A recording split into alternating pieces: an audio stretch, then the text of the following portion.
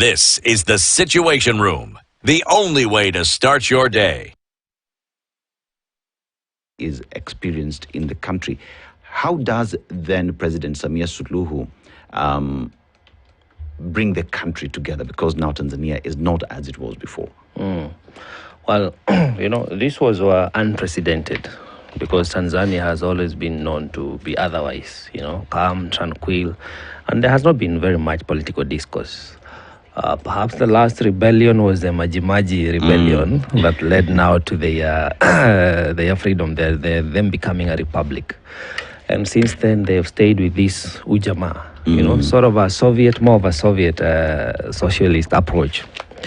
Then we've developed as a continent into an era of now new democracy, and you've seen the call for new constitutions, and there is a change in how people choose to engage in the politics of the day and choosing the governance structures they want to have. So I think, in my opinion, Tanzania is coming in a bit late because what they're calling for are reforms, constitutional reforms, to allow everybody to participate, because that is the modern world we are living in, where every voice should and must count. Therefore, when you see resistance of now their regime not wanting to enforce or give space for that democratic expression, it begs for a question: why? Why would you not want to be a leader that has legitimacy from the people? What was the threat that the reforms led by the Tundu Lissu that he's calling for? What was the threat that is posing to their country to their nation? Because the nation is the people. And if there is an uproar that they want to participate, it informs the would-be leadership to allow people, because that gives you more legitimacy as a president of that nation. However, that did not happen. Then we've had, they're calling it uasi na uhaini, protesting against the government, and then you are arrested and they say you are liable to answer questions around, not terrorism, what do you call it? Treason, Yeah, treasonous cases, yeah. So it begs for a lot of questions. But looking at it, before we answer the question whether she will be able to unite the country, I'm looking at it from an angle whereby we know, as a continent, we have an organ called the African Union. And the African Union has a whole charter that talks about governance, democracy, and elections. They even have a checklist on how and what a credible and legitimate election ought to look like in Africa. So my question is, according to the African Union, does what transpired in Tanzania last week, was it last week? Yes, 29, reflect, is it a true reflection of the threshold of a legitimate election? Yet, even as we talk about the African Union chairperson, Mahmoud, yes. Sent congratulatory messages on the election of President Samia Suluhu. And that as well, we see the backlash that followed after that. And one would just ask, in terms of legitimacy, who gives the president legitimacy? One would argue it is the people who gives you the legitimacy. Indeed. And you look at what followed later at the protest, then after the protest, the swearing-in ceremony that happened in a military camp, in a military camp. And one just asks the question: if you got 31 million votes, you got over 80%, over 98% of the votes, then one would expect that 98% of the people who voted for you would show up. Indeed. 31 million people would show up to celebrate you. Then why stay away? Why decide to be in a military base, in a military camp, where your citizens, those who gave you the mandate to lead, are not welcomed? And it just talks of democracy in Africa, that perhaps we need to sit and look back and determine what that term means to us, Okari. There's so many groups that are now challenging, among other things, Tanzania's internet shutdown. That in itself, when you block access to the internet, it's not only backwards. And we've seen, even in Kenya, there was that attempt Actually, it wasn't an attempt. They did it. It happened. Where during the protest, they were like, you know what? We're going to shut down the TV stations that are actually showing these things live. Then there was a point where your Telegram is down. You can't access Telegram. Sorry. And in Tanzania, it was the same thing. There was a point Telegram was actually down. And the reason is then it's easier to maybe try and stay anonymous by sharing videos and images through Telegram than on WhatsApp or even on X. Again, we go back to that conversation. When you create an information black market where anything then can actually be thrown out there, including AI images, then you're making the situation worse. Because there was a point where the certain people were sharing images that were actually not necessarily Tanzania. Those images were from Kenya. And everybody was actually believing this is actually Kenya. So you then leave room for speculation. And it doesn't help the situation. These lobby groups, and they're actually very, very many from the continent, they're actually saying, they are asserting that Tanzania should be held accountable for violating its international commitments, among other things, upholding human rights. There's the issue of free communication, and then there is also the democratic process that should have been above board. My question is this. So when you're talking about Tanzania being held accountable for violating international commitments, who's the prefect? Because several years ago, if you did something like this, you'll actually get the EU, you'll get the US, you'll get all these big players saying, beyond condemning, there are repercussions and sanctions for you doing something like this. They will even have barred presidents from flying into their own countries. And so today we are living in a space, and we're in a situation where Donald Trump, in quotes, the bigger prefect, is busy with making America great again. And you see how then he tries to for lack of a better word, to meddle into the affairs of other countries. He wants to stop wars. He wants to do all these things, but it comes also at a price. Who is the bigger boy here? Is it the AU? The AU is not necessarily speaking very strongly against what happened in Tanzania. So where do people go to? I mean, the heads of state are being emboldened. That even if Mtadu. Who's going to do anything? And in there lies the problem and the crisis that the continent continues to face. Because there's a statement that was made here that whatever happens in Tanzania is like a child's play, and then it would happen it would be improved in Uganda, and it would be cemented in Kenya. Because if you look at how the elections are being held, so it is Tanzania, then Uganda, then Kenya. And if whatever happens in Tanzania is not addressed in time, if we do not see justice in Tanzania, there's a high possibility we'd see even worse in Uganda, and perhaps Kenya would even do the same thing, because you look at this club that is being held in the region, and one would say it is just what they're doing to ensure that they continue to remain in power. So one would ask the question, even as leaders struggle and strive to remain in power, to lead, who are you leading?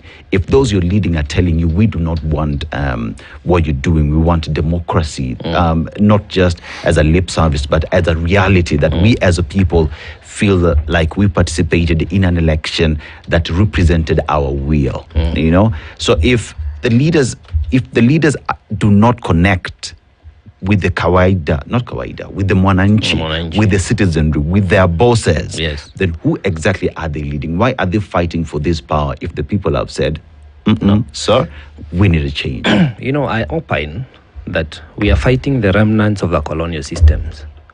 And the persons we are referring to as the leaders are mere puppets, in my opinion, of a system that has remained oppressive to us as Africans. Because you are looking at, these are political parties actually that came up immediately after freedom. And therefore, the systems they have used to lead the nations across Africa are they just took over the colonial system.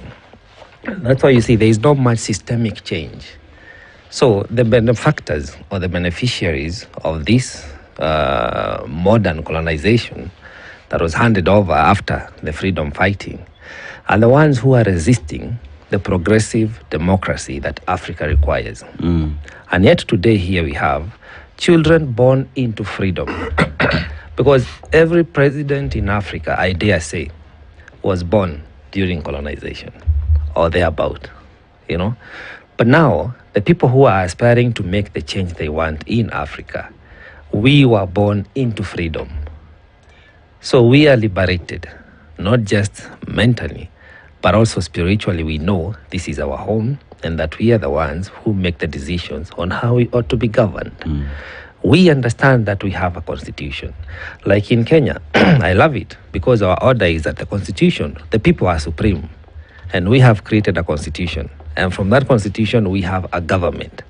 But in other countries, in this case like Tanzania, the government is supreme than the constitution, than the people. And that's how you see suppression continues to play out. So I think it's a systemic change that we are fighting. It is a new era for Africa. The Pan-Africanism that was experienced then was to liberate us, that people would have freedom of movement. But now we need freedom of governance. We need to have systems that are homegrown, the same way Europe did. You know, they had to break away from their own old systems and upgrade their own new governance that has led to prosperity, respectively. So we need to do the same as Africa and come out, and I would urge people to continue with it's a revolution that is happening. You cannot expect something that worked 60 years ago to be pertinent today. I mean, for heaven's sake, we are even changing our education system. So why would you want people to remain as they were before they were educated? Okay. So it's a paradigm shift, and those who are benefactors of those old systems and regimes are the ones who are resisting. You know, I hear you speak, and I just ask myself, what will it take for us to finally be Uhuru? You know, like the actual word. You know, because there is that book by Jaramogi, Not Yet Uhuru. Not Yet Uhuru. You know, yes. And it's a question of fine. We are an independent country. We have the flag, but are we really independent? Are we really free? You know, because there is the aspect of we can now rule ourselves, we can make our own decisions, but are we making these decisions for the benefit of Okari? Or are we making these decisions so that the political class can rule over the citizenry, and the citizenry have to take whatever comes their way? So it is a conversation in the changes that we see, because you look at the Gen Z factor, the young people, and their demands and the changes and the push that they have, especially in the continent. And one would look at, how then do I bring these people on board? We have this conversation and sort out the problems that we do have. Because the way we have been doing things post-independence, it's not the same way we can do it 60, 70 years later. But you see, it's a generational issue. Generational in this sense. When I was born at a time when you go to school and the idea of passing exams is eventually to get a job with government. Yeah. At the time, the concept of working for private sector wasn't really that big, okay? Well, I'm not that old, but the point I'm making is... You're still old. Kila mtu akuwa nenda shule, and the mzazi anakuambia, you get good grades upate kazi kwa serikali. Meaning that there's job security, that once you are employed and pensionable, you are set for life. Where would I retire in your 50s or whatever, 60s? So, working for government, for our parents, they were also born in a generation where it was, you respect government, you are told what to do and you do it. You're told to jump, you ask how high. You don't start to question, why are you asking me to jump? You just jump. Or you ask, how high do you want me to jump? So they were again living through a regime that was very, very fierce and was very during the time of Daniel Moi, during that time when we didn't understand, okay, what is multi-party? You are born and raised and you grow in an environment where you only know one party, one president. Yes. Everything is just one. Chama ni ya baba na ya mama. So then there is this other voice, and you've already seen what's happening to anybody who tries to rise up, the likes of former Prime Minister Raila Odinga. And that's why people are celebrating him, because he lived through these generations. He fought through these generations, the likes of Kenneth Matiba and so many other people. People carried wounds and trauma through that period for us to get where we are. So the freedoms that we're enjoying today, the freedoms are as a result of people who actually, the likes of Timothy Njoya, the people who suffered for us to enjoy what you're enjoying today, that we can freely speak here on Spice FM, say what is on our minds, give our opinions, and you're not fearing that you will not step out of that door. And so now we have a generation, and you see that mentality through government, that mentality through politics was passed down to the next generation of leaders. Today you have Gen Zs. So what Gen Zs are saying, they're saying, look, you don't tell us you're going to impose these taxes. You don't tell us that this is what we are going to do. Include us in the conversation, which is something totally new. And even in the workspace, even in the private sector, these are conversations that are ongoing. Like, how do we integrate and how do we work with this generation? Because their way of thinking is different, their way of doing things is different. They want to be included in the conversations. You just don't sit in a boardroom, make decisions, then call up a meeting and say, from tomorrow this is what you're going to do. They are like, okay, so when did you start? Why are you telling us we need to do this? It's not necessarily rebellion. They're living at a time when they are very curious and want to be included in decision making. So you have then politicians who are imposing things, and they're saying, no, you cannot impose these things on us. No, come talk to us. That's why they actually summoned the president, come to the X-Space. Now Limpasha. Yeah. And you look at it, it cuts across all the continent again. Because these are continental It's a continental problem, We started off with the ANC in South Africa. They were not able to marshal enough numbers to make government. They had to go to bed with the DA, you know, a party that they had never seen eye to eye, because DA was seen as an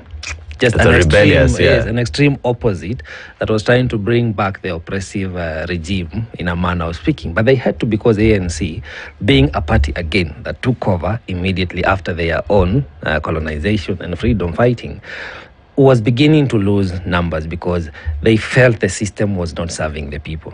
Again, go to ZANU, that was I think in Zimbabwe, and then come up all the way Botswana. We've seen this going around. We have Burkina Faso, Senegal, Cameroon, all these new entrants of a new breed of leaders, because it is speaking to, as you say, we the people now know. This is not the day whereby, you know, for a long time when I was young, I thought every president was called Moi. Like in any country, Moi, I thought it was a presidential term. I did not know it was some. When I was a young boy, because he was in power for too long, grew up knowing it is Moi. So you'd ask, as young kids, like when you're talking about other countries, Sasa Moi wa Uganda ni nani? You know, because it has been entrenched in our mind, this is the person. Whatever he would say, that was it. The person was the law. But now we have developed systems of governance where we want to see a continent, a country change. Now, coming closer now to Tanzania, we have another organ called the East African Community. And actually, IALA itself deployed members of their parliament to Tanzania to go and oversee the election and how it was happening.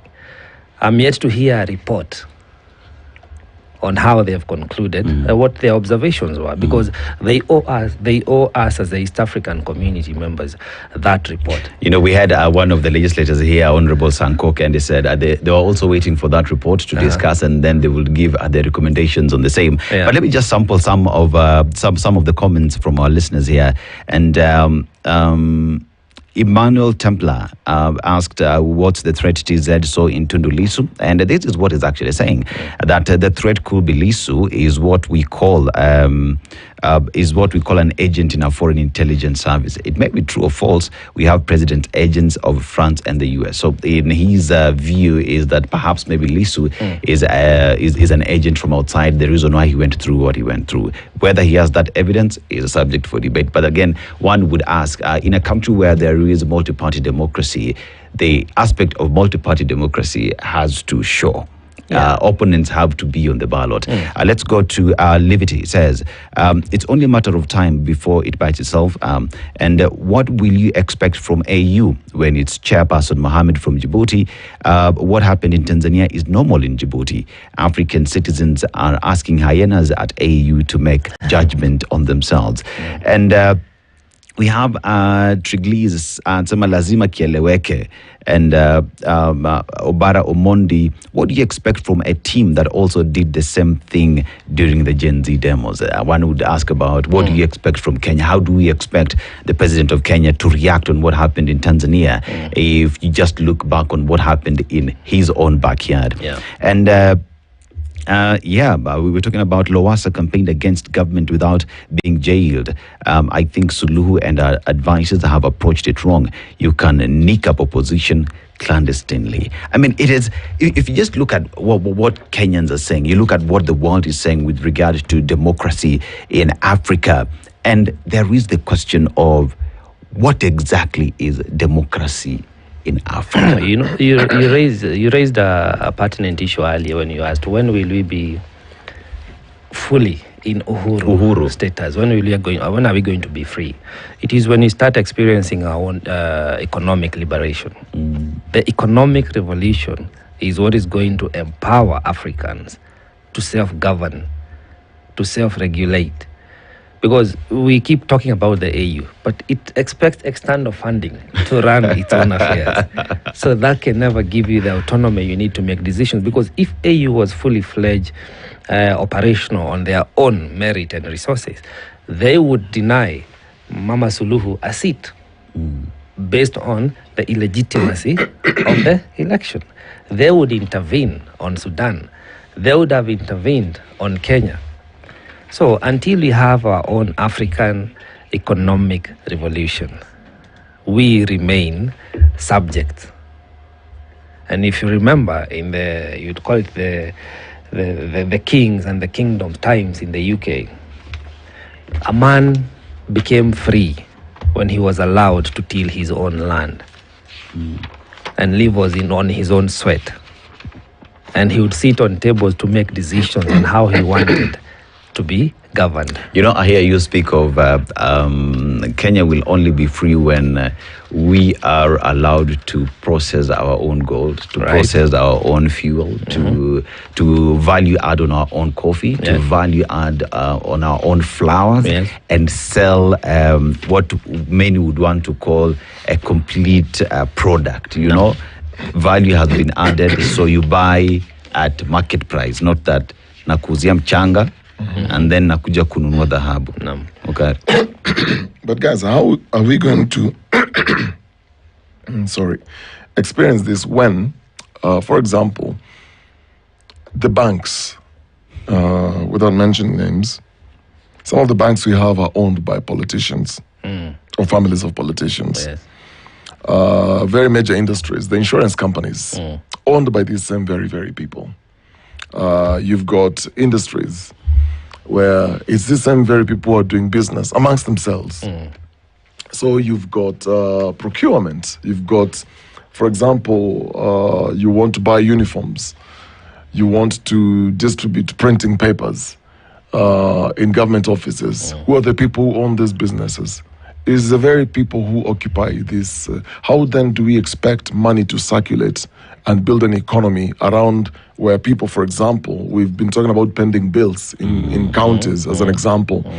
And as long as you're connected to the governor, you will get paid. If you are not, then you are going to, your profit margins will have to shrink because you'll be told, okay, for us to fast track this payment, because this was the other governor, then what it means is you have to part with 10%. So you'd rather then do away with your profit margins, give the 10%. So as long as you actually break even. So if you provide services and you need to make payments, the idea is let me break even and just walk away. This is what you're talking about. So when we say economic liberation, who's then doing business in this country? who is in the construction business, who is in the housing business? Is it an uncle, somebody, a relative you know? Do you know any of your relatives who is actually freely doing legitimate business and has employees? Do you know of any? Very few. You can actually count it on hand. So a lot of these people run our economy through proxies, and that's why we end up in a situation where if, for example, somebody decided, you know what, we're going to shut this thing down, tutaumia sisi wote. Reason being, it's being controlled by the very people who are trying to set up these laws. They know how they're doing business. The case of Tanzania, we were told yesterday, the case of Tanzania, in a business sense, the reason why you will not expect Kenyan leaders to speak so openly about it, although they will quietly tell you they understand what's going on and they totally agree with the rest of us that what is happening in Tanzania is wrong. It is simply because how many Kenyan banks are in Tanzania? How many companies have branches in Tanzania? How many Kenyan workers are in Tanzania? Then compared to how many Tanzanians are doing business in Kenya. So when you look at, in terms of the business sense, the country or the people who are in these businesses will try to safeguard their business interest, and they'll be like, no, you can't castigate Suluhu. You can't say she's a monster. You can't say she's this. You can't say she's that. Reason being, the moment you align yourself with the voices of the majority who are against what has happened, then it means, and I'm so sure Suluhu knows this. She's holding Kenya by the, so she knows this. She knows you guys need me more than I need you. If I shut down all Kenyans, for all Kenyans go back, it's Kenya that is going to miss. Tanzania will not. But you know what I like about what you're saying, Dennis? You mentioned the word company a number of times. And this is how all governments were formed in Africa. The Kenya ones was the British Empire that came and formed a company called the Government of Kenya. Yes. Which has remained exploitative and extractive. That's why we are saying it's a colonial system. And then the banks issue, and I agree with you, the number one beneficiaries of these systems are the banks. You look at Kenya, the top 10 well-performing companies, out of the 10, 8 are banks, our local banks, which have branches in Tanzania as well. Yes. And then the other 2 is East African Breweries and Safaricom, where also you have government in there. So there is no room for economic prosperity of us private corporates who are trying to spur the economy the way you're saying. Unless you know someone, it becomes difficult for you to headway in the corporate industry, in the business sector. But I'm troubled in the sense that, let's take Kenya, for example, a country who you look at education levels, even in the region. Kenya, people have gone to school. We are smart. Kenya has some of the very smart individuals. People, Yes. And you look at what that resource means to a country, and one would say you are at a vantage point based off if it's coming up with policies, innovation. Kenya is well placed. Academia. Kenya is well placed. Right. And you look at the power that the people have, because when you look at our there's a reason why that constitution starts with we the people, and one would just sit and look at that constitution and you would immediately understand that the power belongs to the people and have to do right by the people. But here we understand the system that we are working with. It is a colonial system that is preying on the people. But we as the people understanding what is happening, that everything is extractive, how do we then change the tide? Because we can't also just sit every other day and say it is an extractive economy, it is not giving us our right. We must do something as a continent. As Africans, we must rise up and say, this is how we need to move. Gen Zs, Kenyans got out there and spoke. Tanzanians are speaking. Burkina Faso is speaking. Uganda is speaking.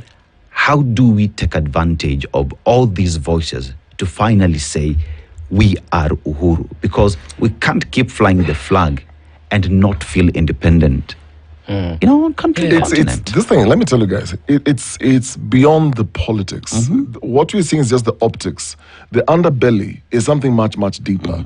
And politicians, as we know, they're not stupid. Sometimes we think these guys are stupid. They are very well invested in their own interests and in their futures and their business interests. I'll give you some statistics here. according to Tanzania Invest, this is a Tanzanian investment promotion website, about 529 Kenyan companies have set base in Tanzania. How many companies? 529 companies have set base in Tanzania. The amount of investments in US dollar is 1.7 billion. That's the investment in Tanzania from Kenyan companies. It's creating more than 56,000 jobs for Tanzanians. Atujesabu wa Kenya. These are just Tanzanians.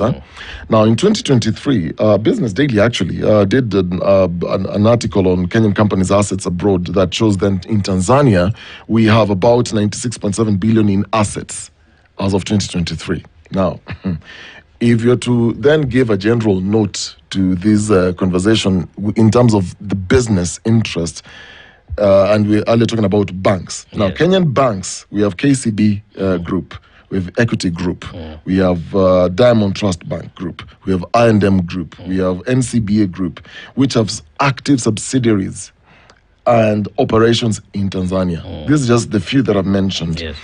And so, if Tanzania is hosting this number of companies, over 529, in assets, in US dollars, those are the figures I've just mentioned. We look at now Tanzanian companies in Kenya. In Kenya, according to the Kenya National Chamber of Commerce and Industry, there are 30 Tanzanian companies which have invested 19 billion Kenya shillings. This is not USD. In Kenya shillings, employing 2,600 people. You see the compare and contrast. So you have 30 Tanzanian companies in Kenya, you have 529 Kenyan companies in Tanzania. And this is just averages. The numbers, of course, keep changing every day.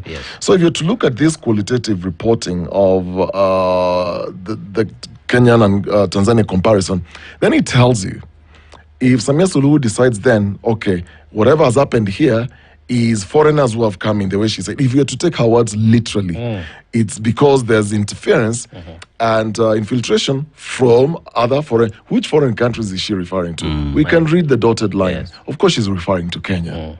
But by extension, it's Kenya. So who then ends up suffering? So it tells you the silence from our leadership is because they're looking at these 529 companies and Kenyan business interest in Tanzania, because if they decide then to say exactly what you and I are thinking and are saying, because us guys don't have companies in Tanzania, so you can freely say as what it is, they are looking at the future and thinking, wait, if we dare attack Suluhu, we don't congratulate her. We are going to lose business, we're going to shut down all the companies, and this is what you're going to lose. And Tanzania knows that Kenya will stand to lose more. And now play that back again, because we're talking about systems. Look at the slavery period. The people who did not want the oppressors kicked out of the territories were the house Negroes. The house nigger used to say, but we are well fed and we sleep in warm places. You out in the field are the ones who are complaining, and they would betray the other ones, those who are plotting to oust the regime change. It is the same thing today. These benefactors, people who are running companies supported by these rogue, in my opinion, regimes, at the expense of the majority of us as Africans, are the ones who do not want change. So we must treat the house Negro the same way we are treating the oppressor, because he's the one who is safeguarding the oppressor. You asked, until when and what can we do? We, the people, must rise up. The people of Africa, the people of Kenya. Because Kenya, we are very progressive. We have a constitution that cannot be. We have defended it and we continue to defend it. It cannot be overturned.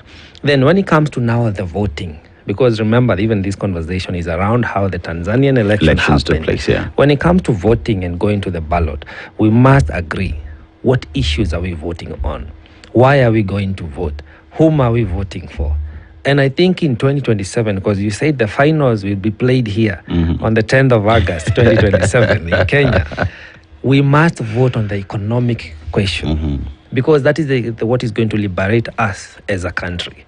We get these accolades, which sometimes I take them with a pinch of salt, that we are the hub of Africa. We, Kenya, we are the hub of Africa. It plays both ways. We can be the guinea pig of whatever they want to infiltrate and bring to Africa, which can be negative sometimes. And we also could set pace on how Africa needs to start playing in the political and the governance arena if we vote wisely and if we take the lead in the economic liberation. Let me throw it out there. So we're talking about the continent, right? So whatever happened in Tanzania, we look at investments Kenya has in Tanzania, right? How much in terms of dollars is there vis-a-vis what Tanzania has invested in Kenya? The bottom line is we have both invested in each other because we know we need each other to survive, right? And this then brings forth the conversation of we might have been we have been held by, by the president. But how about the Tanzanian citizens who depend on these companies that are set up in Tanzania, the Kenyan companies set up in Tanzania for their daily upkeep, So it is a question of, if we know the leadership is taking advantage of the economic positions of both countries and each other, how about the people, we as a people, not just we as a people of Kenya, but we as citizens of the continent, of Africa, of East Africa, citizens of the world, sit and decide that we want to be ruled and be treated in a certain direction. That every other time you're given an opportunity to go vote, that when a politician comes to campaign in your locale, you sit down and ask the difficult questions.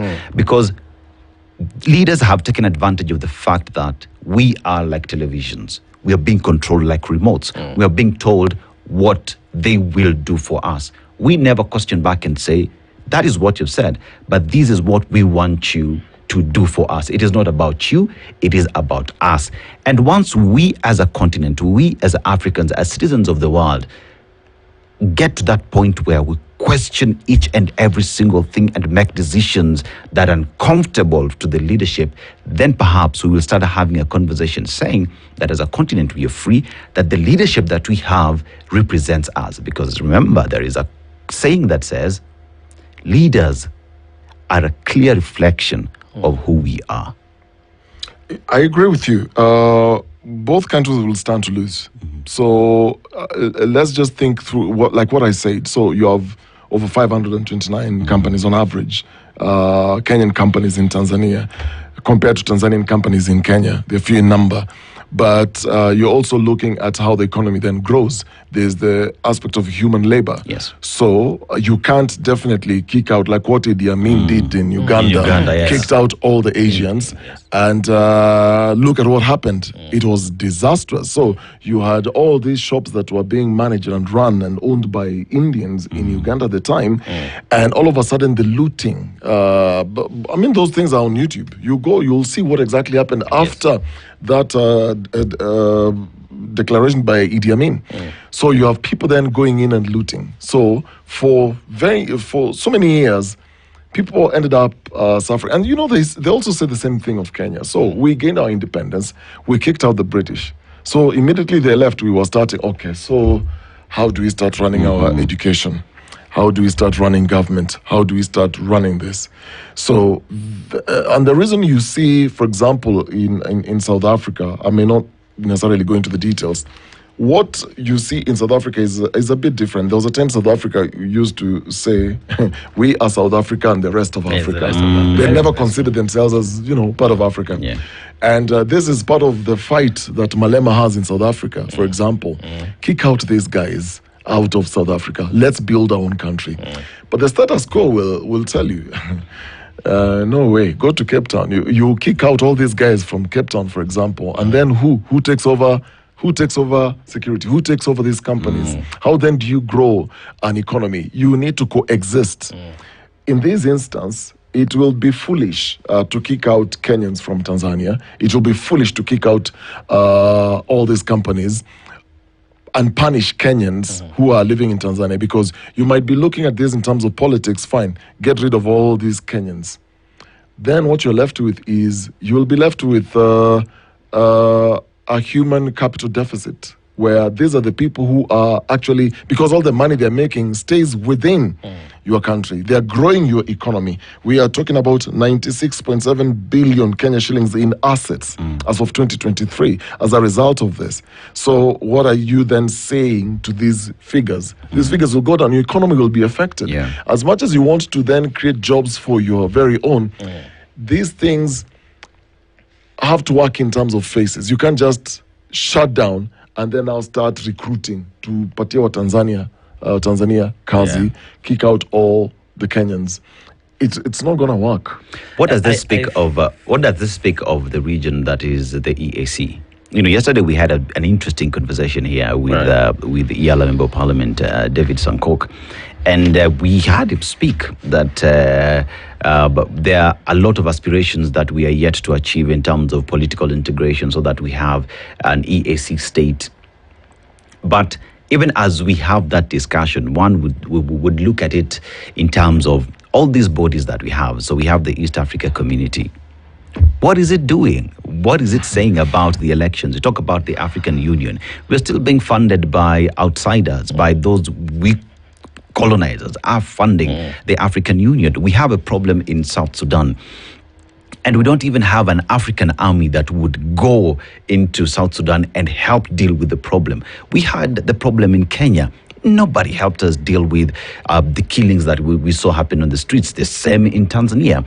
And everybody seems to be focused on, it is Kenyans' time to deal with their problems. Once they're good, we'll start talking about business. We'll start talking about integration and all these things. But when the region is needed to come on the table to deal about something that is bringing the EAC as a factor, that the people are the ones who bring EAC into reality, no one cares at that particular point. So how do we strengthen EAC, AU, SADC to make sense? Because it does not. You know, and I agree with you, it does not make sense. Because as of now, I've not seen a report. And I just told you, I know for a fact, Yala deployed MPs to go and just observe the election in Tanzania. The prudence starts there. If they can come and give a verifiable report that holds on what transpired, that would be the beginning of strengthening that organ. Because from that, perhaps they could influence policies that are going to help us mitigate, navigate, and manage the electoral cycles in our region. However, looking back now, as you're saying, Dennis, collapsing some of these companies as a result of this political interference may have an economic repercussion. But might that be the price that we have to pay for us to liberate ourselves? Because remember, even during the freedom fighting times, people left their homes, left their families, they left their businesses. People were killed, actually, you know. So freedom comes at a price. There is a cost to pay for that. And sometimes there is what we call the decolonization of the African man. And I wish we can listen to there's a man called Joshua Maponga, and he's been in Kenya of late. And I like listening to him because of how he comes out, and the likes of him. They talk about how we Africans have been colonized enough that we've grown so warm with what you'd call a prison guard. You're in a cell, the prison guard brings you food, brings you water, checks whether, but you are in a prison. But because you've grown so warm, you've stayed with the captive for far too long, there is even a syndrome, you know, it is there, it's documented in our psychological theories, that you can become so warm to the captive and you're like, okay, this is the life I've been designated to live. That is where Africa is. And unless we choose to decolonize ourselves and agree that South Africa can be free and led by South Africans, there should not be this fear-mongering that the Western Cape, unless there is a cessation, South Africa is going to collapse if the South Africans are left to govern themselves. If we as Kenya or Tanzania or any other African country, we say no to suppression of the voice of dissent. Because Tanzania, they have it in their constitution that once the Chebukati in court says, Dennis, you're the president, no one can question that. That is suppression of the voice of dissent. They'll come with fear-mongering that if you do this, investors are going to run and leave your country. then your economy is going to collapse. That's fear-mongering. We have to agree. What can we do? What price are we willing to pay? To what extent are we willing to go to liberate ourselves? Yeah, and I think it is a conversation that keeps on giving, conversation that is necessary for us to continue having. But even as we have this conversation, Okari, you have a plan. Yes, I do have a plan. This conversation is all about, okay, so what's going to happen in the next couple of years? So people are making plans. I'm sure there are companies that are sitting down and rethinking, okay, so how are people safe? There are actually a lot of Kenyans who are still checking up on their friends, families, and who are colleagues. Is everything okay? The internet is slowly coming back. But as we talk about planning, here on the Situation Room, because we're all about the future, plans and goals and tough choices that shape our lives are very critical. But here is a question. What's your plan? Life's moving very fast, so you have to pay bills, achieve your dreams, you have responsibilities, and somewhere in between, the future then starts creeping up on you.